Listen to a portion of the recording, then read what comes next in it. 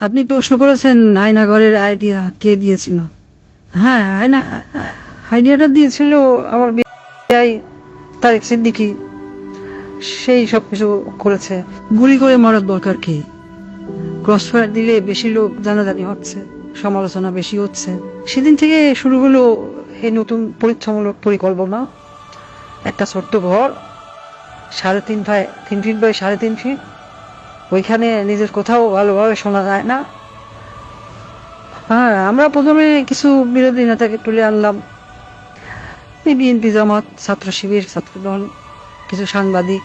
ওদের দেখা হলো সেই আয়না ঘরে। প্রথমে কয়েকদিন ওরা দেয়ালে ঘুষি মারতো। আমাকে ভিডিও কলে দেখানো হলো, ভিডিওতে আমাকে দেখানো হলো ওরা দেয়ালে ঘুষি মারতো, ডল্লা ঠেলে বেরোনোর চেষ্টা করছে। তারপর কিছুদিন দেখি শুধু উপরের দিকে তাকিয়ে থাকে। তারপর এক সময় ক্লান্ত হয়ে শুধু উপরের দিকে তাকিয়ে থাকতো। প্রথম কিছুদিন কেউ বুঝতে পারতো না কতটা সময় গেছে, কয়দিন তাদের আটক রাখা হয়েছে। আয়নায় নিজের প্রতিবিম্বকে দেখে সূত্র মনে করত, নিজেকেই আক্রমণ করা শুরু করলো।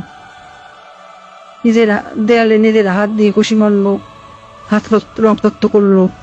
আমার সবচেয়ে সুন্দর দৃশ্য ছিল যখন একজন সাংবাদিক, কি যেন ওর নাম, হ্যাঁ মাসুদ, নিজের নখ দিয়ে নিজের মুখের চামড়া ছিঁড়ে ফেলা চিৎকার করছে। আমার পছন্দ হলো। সারা দেশে আরো বেশ কিছু এরকম আয়নাঘর বানালাম। যুদ্ধপরাধী রাজাকার ছেলে মেয়েদের সেখানে বন্দি করতে বললাম। মাঝে মাঝে 2-1জনকে ছেড়েও দিতাম। ফিরে এসে কেউ কিছুই বলতো না, ওইভাবে বলে দিয়েছিলাম যেন কেউ মুখ না খোলে। ব্যাস, সাপও মরলো না, লাঠিও ভাঙলো না। মানুষ ভাবলো যান বাঁচাতে স্বেচ্ছায় আত্মগোপন করেছিল। বলতে পারছে না আয়নাঘর আসলে ঘর বলতে সত্যি কিছু ছিল। আমি হাসলাম, কারণ কেন জানেন, একবার যদি সত্য মিথ্যাকে আর মিথ্যাকে সত্য বলে চালিয়ে দেওয়া যায়, তাহলে আর কিছু করার দরকার নেই।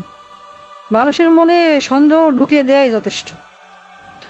আমার বাবা বলতেন, একবার যদি কেউ নিজের চোখে দেখা জিনিসকে সন্দেহ করতে শিখে, তবে সে নিজের জীবনের উপর বিশ্বাস রাখে না। তখনই তুমি তাকে সম্পূর্ণ দখল করে দিতে পারবে। আমি তাই করেছি। আমি তাদের মনের উপর শাসন করেছি। আমি তাদের কল্পনাকে বন্দি করেছি। আর তাই আজও মানুষ সন্দেহ করে আয়না ভালো বলে সত্যিই কিছু ছিল।